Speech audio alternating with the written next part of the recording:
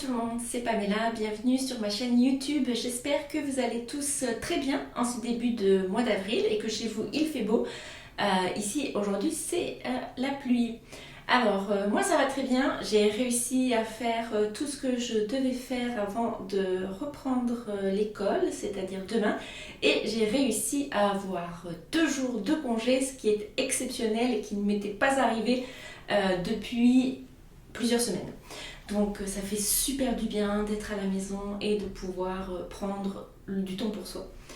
Alors avant de vous présenter les 2 derniers livres que j'ai lus, j'aimerais vous parler d'une petite anecdote, quelque chose qui m'est arrivé au travail en fait.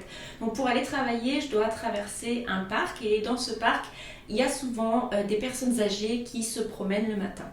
Et il y a un petit monsieur qui m'a arrêtée pour me demander si j'aimais la lecture. Alors évidemment j'ai répondu oui et il a ouvert son sac et il m'a dit je vais te donner un livre. Et là en voyant le livre je me suis dit oh mon dieu, j'aurais dû dire que j'aimais pas ça ou que je pouvais pas lire en japonais ou inventer n'importe quelle excuse. Rien qu'en voyant la couverture j'ai tout de suite compris de quoi il s'agissait. Je vais vous montrer et à mon avis vous aussi vous allez tout de suite comprendre. Ça s'appelle Les 2 portes et en fait c'est tout simplement un livre d'une secte en fait. Je me suis retrouvée avec ce livre là, Les 2 portes. J'ai pas recroisé le petit monsieur, je sais pas trop ce que je vais lui dire, mais il est clair que je ne lirai pas ce livre là. Voilà, donc c'était la petite anecdote de la semaine. Venons-en au point où je vais en venir par rapport à cette vidéo, vous présenter les 2 derniers livres que j'ai lus. Alors, le premier, ils viennent tous les 2 en fait du monde anglophone. Le premier est de l'écrivain irlandais Sebastian Barry et s'appelle Des jours sans fin. Le second, ça vient de la reine du polar écossais, comme c'est écrit tout en haut, Val McDermid, avec le 3e tome des aventures de Carol Jordan et Tony Hill. Ça s'appelle La dernière tentation. Je vous les présente tout de suite. Commençons tout de suite par Des jours sans fin de l'écrivain irlandais Sebastian Barry. Ce livre raconte l'histoire d'un jeune garçon appelé Thomas McNulty qui, poussé par la grande famine qui sévit en Irlande au milieu du 19e siècle, a décidé d'émigrer en Amérique du Nord. Donc toute sa famille en Irlande est décédée, donc lui il est tout seul, il a peut-être 12 ans, 13 ans, 14 ans, il ne le sait pas lui-même. Il se retrouve en Amérique et sans un sou, sans famille, sans rien du tout. Et alors qu'il erre sur les routes des États-Unis, il va croiser la route d'un autre jeune garçon qui a à peu près le même âge que lui, John Cole, qui va devenir l'amour de sa vie.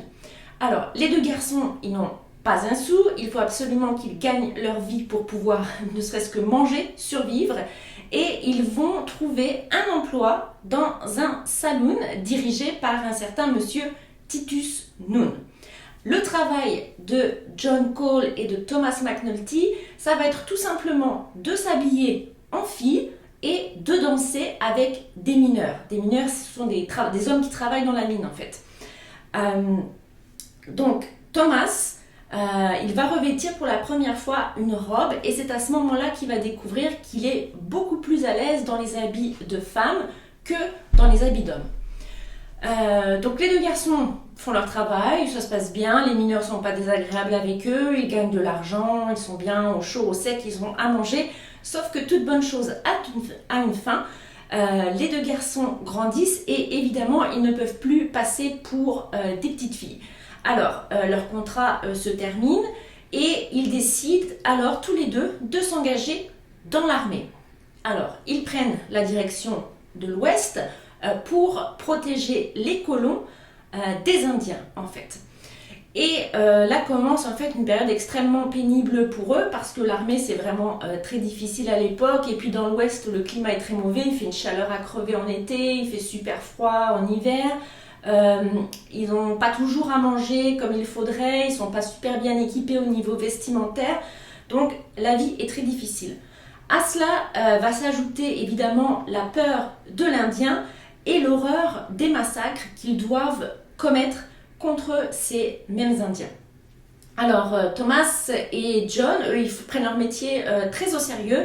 Et quand il faut massacrer les Indiens, les hommes, les femmes, les enfants, ils n'hésitent pas une seule seconde, ils y vont. Sauf qu'après, ils se rendent bien compte que ce qu'ils font, c'est pas très logique, c'est pas normal de tuer d'autres êtres humains.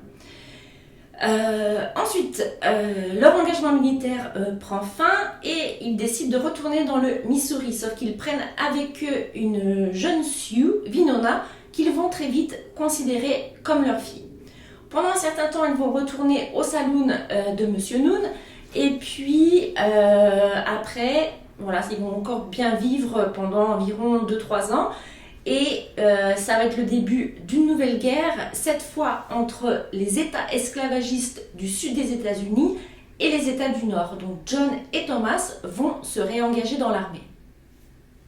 Passons maintenant à mon avis sur ce livre. Alors, pour commencer, il faut savoir que c'était pas du tout le genre de récit auquel je m'attendais. Je pensais que en fait l'auteur se serait plus focalisé sur toute la période de la Grande Famine en Irlande, qui est une période de l'histoire européenne qui m'intéresse beaucoup. C'était pas du tout le cas. En fait, c'est plutôt historiquement la construction des États-Unis au moment de la ruée vers l'Ouest et aussi de la guerre de sécession. Donc ça, c'est des périodes une région qui moi m'intéresse un petit peu moins. Donc déjà, ça partait pas très bien. Ensuite, il y a le style de l'auteur qui m'a vraiment perturbée au début. J'ai eu énormément de mal à rentrer dans le bouquin. Si vous voulez, il a choisi de prendre Thomas McNulty comme narrateur. Et Thomas, quand il déroule son récit, il le fait comme s'il parle. Donc c'est tout simplement de l'oral qui est transcrit à l'écrit. Et ça, personnellement, c'est un style que j'aime pas tellement. Je trouve que ça fait un peu forcé et puis que si en général on est un bon écrivain, on n'est pas censé faire ça. La voix des personnages, le lecteur va pouvoir facilement les deviner. Donc ça, j'ai beaucoup moins aimé, ça m'a pris vraiment beaucoup de temps pour rentrer là-dedans. Donc je savais pas quoi faire avec ce roman et puis je me suis rendu compte que j'en avais quand même lu à peu près 100 pages pour un roman qui en compte moins de 300. Donc j'ai décidé de m'accrocher un petit peu et de continuer ma lecture. Donc en fait, j'ai laissé de côté un petit peu toute espérance par rapport à ce roman. J'ai ouvert mon esprit et figurez-vous que je me suis mis à l'apprécier de plus en plus au fil de ma lecture et que j'étais vraiment contente à chaque fois de retrouver mon petit narrateur Thomas McNulty. Le style aussi, qui ne me plaisait pas au début, a réussi à m'emballer parce que j'ai réussi à trouver une certaine poésie dans les mots de Thomas McNulty, au milieu de toute cette période ultra sombre, de ces massacres qui sont dégueulasses, de cette vie de malheur, finalement, il y a pas mal de poésie qui se dégage de tout ça. Et puis Thomas, donc je vous dis, je me suis attachée à lui, j'étais contente de le retrouver parce qu'en fait, c'est un personnage qui est ni blanc ni noir. Alors, comme je vous dis, il va massacrer les Indiens sans scrupule. Et puis après, il va avoir des remords et puis il est capable aussi de faire preuve de beaucoup d'empathie pour ses camarades, de beaucoup d'amour pour John, mais aussi pour Winona, sa fille adoptive. Donc moi j'aime bien les personnages qui sont un petit peu tout en nuances, donc j'ai beaucoup aimé de ce côté-là. Donc au final j'ai vraiment bien aimé ce roman et je me demande si je vais pas le relire en fait, maintenant que j'ai l'esprit plus ouvert par rapport à ce texte, pour mieux apprécier les 100 premières pages qui ne m'ont pas plu. Aussi, j'aimerais continuer à lire d'autres romans de Sebastian Barry. Il en a écrit plusieurs. J'ai vu d'ailleurs que dans au moins un de ses romans, il y a un autre personnage qui s'appelle McNulty, alors probablement de la famille de Thomas, un autre personnage. Donc ça m'intrigue un petit peu de savoir qui est ce personnage et qu'est-ce qui lui arrive en fait. Juste pour vous donner une petite idée, je vais vous lire un petit passage. C'est sur les massacres des Indiens. Donc pour vous donner une idée un petit peu du style de l'auteur. Beaucoup d'Indiens titubent, recroquevillés sur leurs blessures, ils hurlent. Les braves semblent s'être ravisés et ils essaient d'emmener les squaws et les enfants vers le fond du village. « Tirez !» crie le sergent. On recharge à toute vitesse et on tire. De nouveau. Poudre, balles, bourrées, armées, visées, tirées.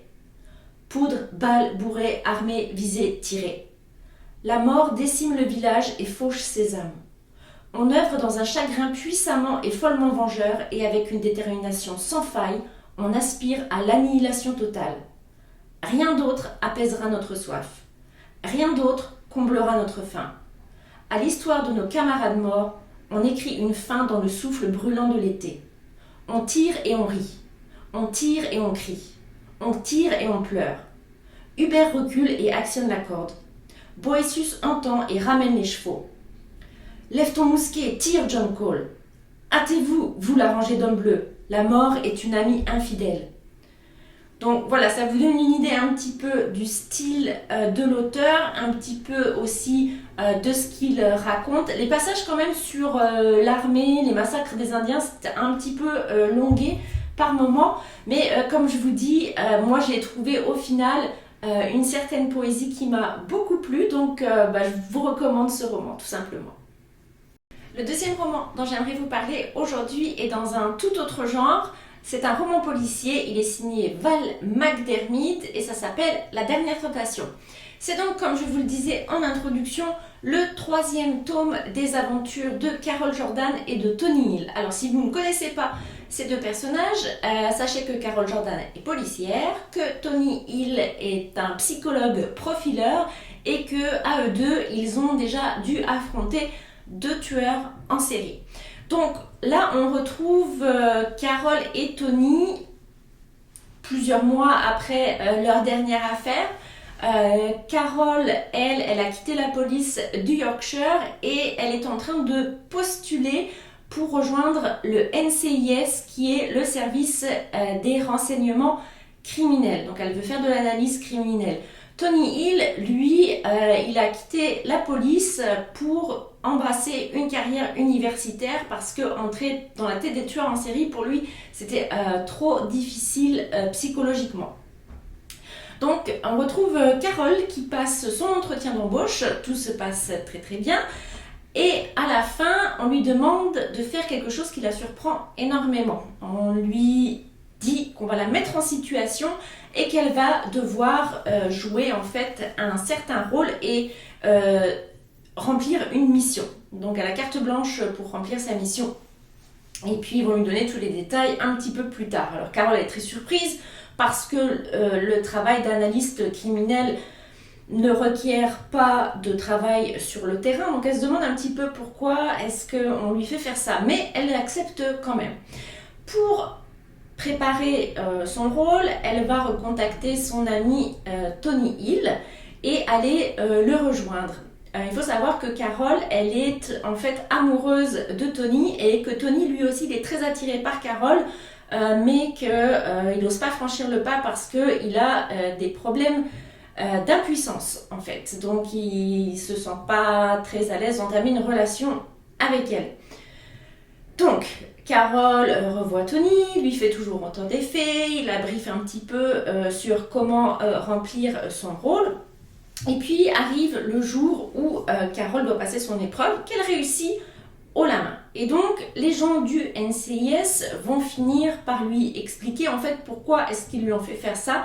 Ils ne veulent pas l'embaucher en tant qu'analyste, mais ils veulent qu'elle infiltre un groupe de trafiquants, donc trafiquants d'armes, trafiquants d'êtres humains, trafiquants de drogue, parce que elle ressemble comme deux gouttes d'eau à la défunte petite amie du chef de ce gang, Radeuse Tadeki. C'est l'inverse, c'est Tadeuse Radeki. Voilà. Donc elle ressemble comme deux gouttes d'eau à son ancienne petite amie, donc ils veulent qu'elle s'approche de lui et qu'elle infiltre le réseau pour le faire tomber. Alors Carol, elle va accepter et direction Berlin, parce que le gang est à Berlin. Sur place, elle rencontre Petra qui travaille pour la police allemande. Elle va être un petit peu sa référente pendant sa mission. d'infiltration. Et Petra, elle s'est renseignée sur Carole et elle a découvert qu'elle avait déjà travaillé sur des tueurs en série. Donc, Petra, elle a un petit doute, elle pense qu'il y a un tueur en série qui sévit en Allemagne et en Hollande, elle n'est pas sûre du tout mais elle pense fortement, donc elle voudrait obtenir l'aide de Tony Hill, donc c'est ce qu'elle demande à Carole, et Carole va contacter Tony qui va bien sûr accepter sur la mission parce que finalement, dans son travail d'université, il s'ennuie. Donc voilà nos deux amis à Berlin. Carole parvient à approcher Radecki, c'est bien Radecki, hein, ouais, Radecki. Elle parvient à l'approcher avec succès et Tony lui aussi est à Berlin et il va essayer d'établir un profil de ce tueur en série de psychologue pour essayer de lui mettre le grappin dessus. C'est avec grand plaisir donc que j'ai retrouvé Carole Jordan, Tony Hill et surtout la plume de Val McDermid qui pour moi écrit vraiment très très bien. Les intrigues sont toujours aussi très intéressantes, c'est quand même quelqu'un qui est très habile à monter toute sa petite histoire et puis elle sait vraiment tenir en fait son lecteur en haleine. Donc j'aime beaucoup Val McDermid, si vous ne connaissez pas, je vous la conseille fortement. Elle a écrit, il y a la série Carole Jordan et Tony Hill, il me semble qu'il y a une autre série consacrée à une femme policière, et puis il y a des romans indépendants. J'avais lu 4 garçons dans la nuit, qui est un roman indépendant qui m'avait beaucoup plu, c'est par là que j'avais découvert Val McDermid. Si vous ne connaissez pas, franchement, allez-y, et que vous aimez les romans policiers, franchement, allez-y, foncez. Des fois c'est un peu moche mais c'est pas encore trop gore comme peuvent l'être certains auteurs de romans policiers, polars, thrillers, je sais pas trop c'est quoi la différence. Donc ce tome là, pareil, pour moi il a bien tenu ses promesses, franchement je l'ai lu très très rapidement. Si j'avais un ou deux petits bémols, allez on va essayer de quand même trouver des points négatifs, c'est un petit peu le déséquilibre d'abord entre les deux intrigues. On a finalement tout le passage sur le tueur en série qui tue les psychologues. On n'en parle pas trop finalement. C'est beaucoup plus focalisé en fait sur le rôle de Carole en tant qu'agent infiltré. Aussi, il y a quelques petites incohérences à ce niveau-là qui m'ont fait froncer les sourcils. Un agent infiltré, j'ai aucune idée de comment ça se passe, hein. C'est une image qui s'est forgée dans mon esprit en regardant des séries et en lisant des bouquins, mais pour moi c'est quelque chose où il faut vraiment être hyper prudent et je trouve que là, Carole et compagnie sont pas vraiment très prudents parfois, enfin moi à sa place, j'aurais vraiment flippé quoi. Donc ça c'est un petit peu dommage, mais bon ça va, c'est 2-3 choses comme ça qui sont un petit peu gênantes, mais ça porte pas à conséquence.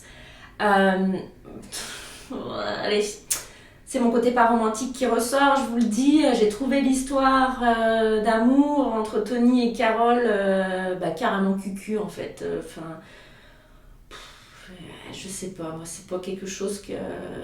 c'est pas quelque chose qui m'intéresse dans un roman policier, vous savez, la relation amoureuse entre le héros et l'héroïne.